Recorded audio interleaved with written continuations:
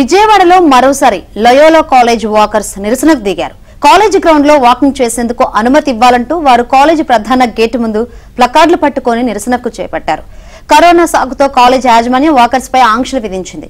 గత నవంబర్ 10న కొందరు walkers gate ను నెట్టుకుని వెళ్లి వాకింగ్ చేశారు. దీంతో కాలేజ్ యాజమాన్యం బయట వారికి అనుమతి లేదంటూ ఫ్లెక్సీలు పెట్టి గేటుకు తాళాలు వేయడంతో వాకర్స్ సిపిని కలిసి విజ్ఞప్తి చేశారు.